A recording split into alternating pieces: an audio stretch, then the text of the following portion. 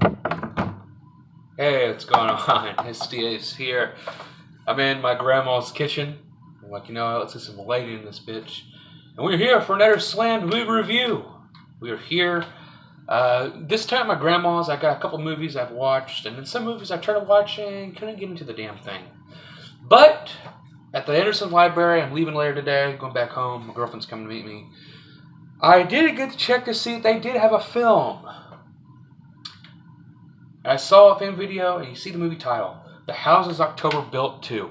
Now, let's talk about this film. I mean, right here, this is actually the first ever, well, it wasn't the first review I ever done, or did, but it's the very first simple review. Now, I'm gonna see if I can get a link to all below this channel, or below this video, this link of all of the simple reviews. I did a bunch of movie reviews before I did the Slam movie reviews. I call it simple reviews. And I changed the name because, one had something my name in it. My nickname's Santa Slam. So I was like, and I have a shitty SDS tattoo. Slam movie reviews.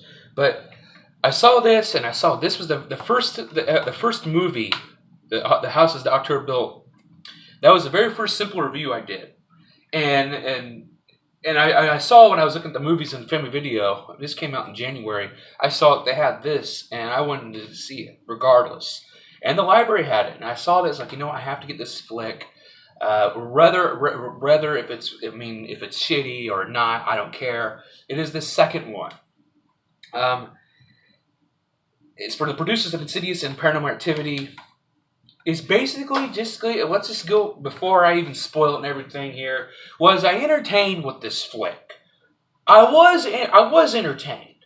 But to the very last, when they went to Hellbent,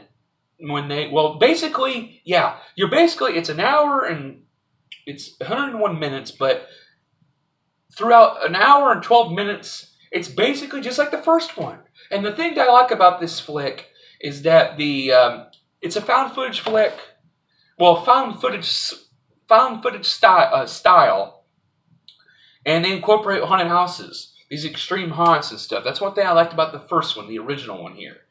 But it's basically, the people, the actors playing them are actually playing themselves in this little documentary way. I love these kind of films and whatnot. It's very entertaining. Just when they're going for the haunted houses and stuff, and they're going through these actually too. There were some fucking weird ones and some fucked up, and there's some retarded ones in this. But I was entertained. But then at the very end of the day, when fucking Blue Skeleton, which is the extreme haunt legendary fucking cult following, phenomenon, it's just like something was involved here. And it was. These fucking assholes are out to put Brandy because also, before I'm already going out right now, spoiler, right? But the thing is, though, first of all, it is absolutely one of the Cinnamon Slasher critiqued this film as absolutely one of the best horror movies of the year. Well, it wasn't really that. It really wasn't the best. Well, in my views, in my opinion, excuse me, not really good as a horror film. It just. Yeah, was not really, one of the best horror movies? Nah, I don't think so. This horror movie, it wasn't really, I don't know, just didn't really care for it. Do I recommend the film? If you watched the first film and you want to watch the second one, be my guest. That's what I did because, it was the very first movie I ever did when I started doing movie reviews or just my thoughts about it. Because I'm not really the best reviewer person.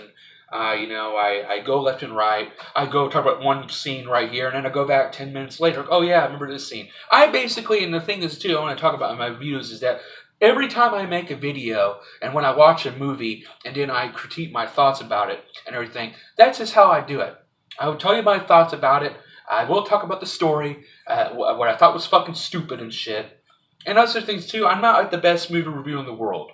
Rainbow Afterlife is the guy, and I'll put a link on his thing, too. He's got to influence me, but he's got the full in-depth review, so if you want to check out some badass, he's fucking awesome. Even him and OCP Communications. I haven't watched some of their stuff, But, Rambo Rap for Life was the guy who influenced me to do my own thing. And it's basically footage for me and my YouTube channel. I've been making videos since I was a young kid, since I was 12 years old, but YouTube since, I think, 10 or 11 years now. But, it's my dream to be viral, but I'm not going to get viral in my videos. I just do it for me and my memory. I don't e-bag on here. I don't, hey. No, I try to do what I want to do. But back to the movie. I do not recommend, for the people recommend this, I don't recommend it at all. And it's not rewatchable. I mean, it's cool, it's entertaining to sit through once. But I'm not going to sit through and watch this shit again. But the story is basically just from the original one.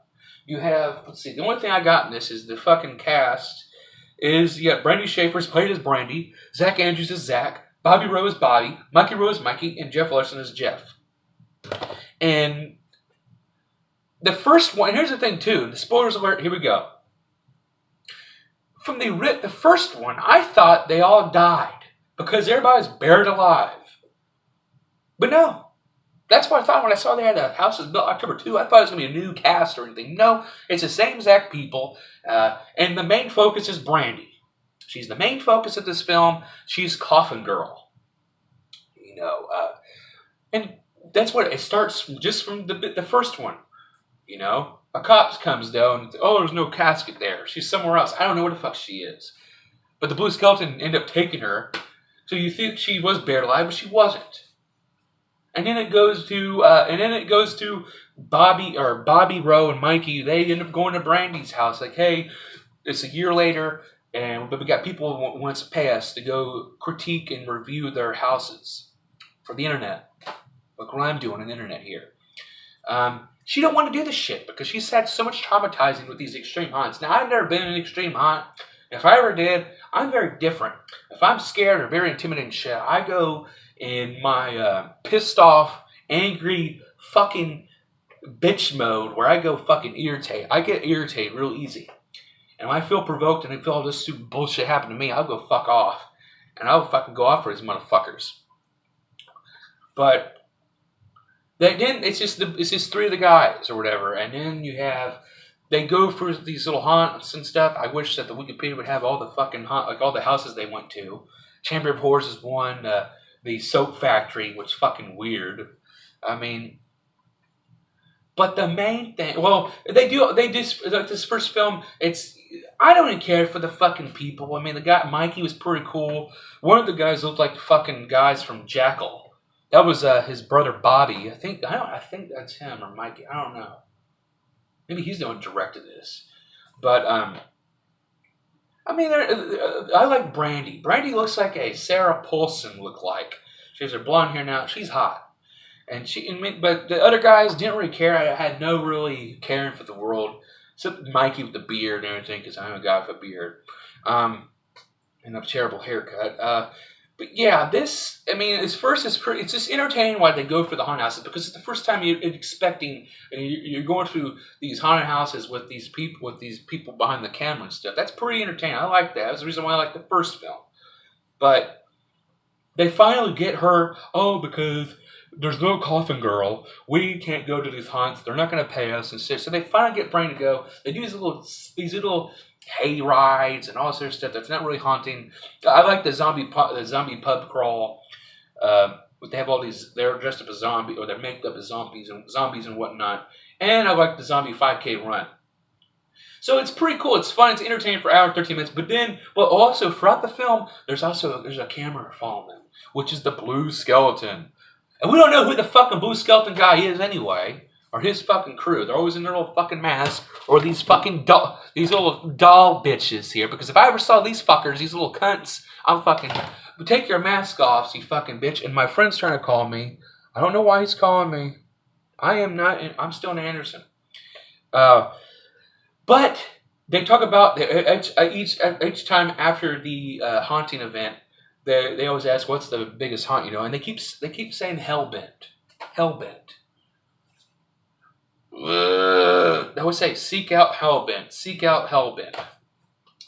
And one thing, listener, they have a guy, like I said, who follows around with a fucking camera. He's playing Peeping Tom. I wish we got to see some of Brandy's titties or something. She's a little skinny chick, but my God, she's hot. And then, and then they suddenly the fucking Blue Skeleton crew comes in. I don't know what the hell they put, either nitrous gas, sleeping gas, or something. They end up taking over the fucking RV and shit. And I'm like, there's no way in fucking hell that they fucking knew that how I would be fucking weak regardless, smoke or whatever.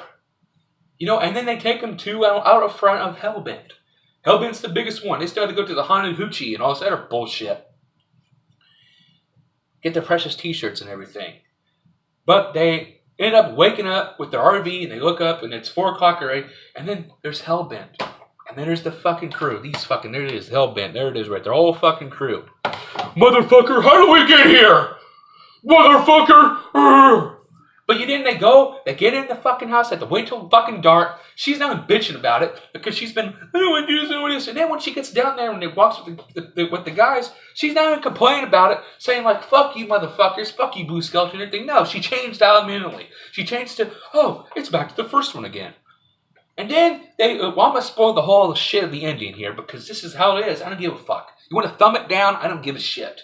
I'm about to take the thumb down, thumb up anyway. It's my fucking views. It's my fucking thought. It's my process. It's my fucking footage. So if you fuckers don't like the fucking views, whatever. Watch the successful fucking reviewer. I'm STS. I'll do what the fuck I want to do. I'll see what I take. But they go in a fucking Hellbent, and guess what they do? Put some hoods up so we can't see each other. And you know what else they fucking do? They fucking come out with fucking whatever that peroxide, whatever that fuck they put. That stuff that makes you sleep or whatever, knocks you out or whatever. And then there's the next scene. And then they're all gone except her. And then she's got to go sit alone and shit. And then they have all these scenes of Mikey getting of all this gas. And I'm like, it's a fucking set. It has to be a setup. And you see his fucking head fucking on fire. But Brendan's reactions is like, oh, get me out of here, get me out of here. And they're like, oh my God. And then it has Bobby, I think, or Zach or someone with his arm chopped off. Getting zzz, and then their friend's hanging. And I thought that was my grandma. But, yeah, I don't like doing videos when my grandma gets here. So, but, yeah.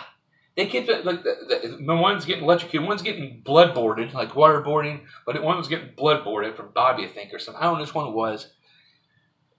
And then to the next point, she gets a gun, and then one thing I didn't understand about me is that she gets a gun, and she gets outside, and then she has a gun, she's all crazy, and there's all these people around her, skeletons, and it's the guys. And then she ends up shooting herself, and they're like, what the fuck? She just killed herself.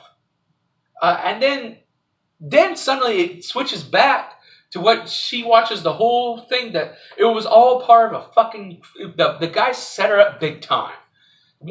These guys deserve the assholes of the fucking year to traumatize this young woman here. And then she searches up, but it's a fake dud gun. And then she watches, there's a scene that has her before that she takes the gun instead of the money. Sorry, I had tacos.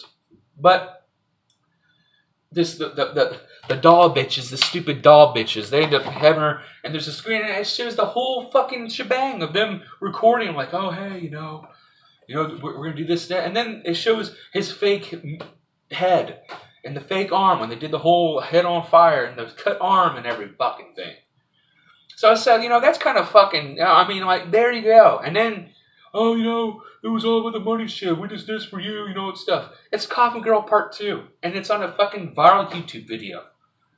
And that's how it was. And then Seek Out Hellbent. That's what it was. It was the fucking Blue Skeleton. Seek Out Hellbent. The Blue Skeleton. And there's your fucking ending. But the thing is, just for the first time watching it, I like the original, the first one, better than this one. The one thing I like about this one is the maps. Not the maps, but the haunted houses. That's the one thing I like about these films, was going and exploring these little events, these haunted attractions and whatnot. That's what I want to do, hopefully this year in October. But the whole fucking Blue Skeleton thing, I don't give a fuck. Piss on you. 2 middle fingers for you. No 2 thumbs up. 2 fuck yous. I didn't give a shit. It's not one of the best horror movies I've ever seen. It's probably shitty. But the thing I do like about it is I like the found footage. And no one's dead. That's the thing is too. And you know, I hate movies where everybody dies at the end with these found footage things. This was just a fucking joke fuck. And the original one, hands down, this one is poo-poo, and the first one is doo-doo. I mean, it's the same, that doesn't make any sense, but the first one's thumbs up. This one, thumbs down. Fuck you. Don't give a shit. I'll piss on you later. But yeah, but that is The Houses the October Built 2. I don't recommend it. I recommend you see the first one. And if you want to see the second one, be my guest. I was entertained by when they're going for the China houses and whatnot and these little fun things. But when the blue skeleton, the blue fucker, the blue cunt comes in and it ruins every fucking thing. So I didn't really care about that. No. Shitty movie. Definitely not rewatchable. Definitely not rewatchable. But I do think, another thing I do like this is that I do think, it can't make any sense. This is the first film, and it was the second film that, the sequel that I got to do these movie reviews. I love doing these movie reviews. So if you've seen this review, I have tons of more footage. I just started doing my new series, my Slam movie reviews. This is part of my Slam movie reviews. I have like 190 plus, I think, simple reviews on my YouTube channel. I got vlogs. I do Slam Unfiltered. So please subscribe to me. I just want to be an entertainer. But my own world, my own head, I ain't getting paid up for nothing. I'm just my own movie star. But I'm STS. Thank you for watching the Slam Me review, and we'll see you next time. Peace.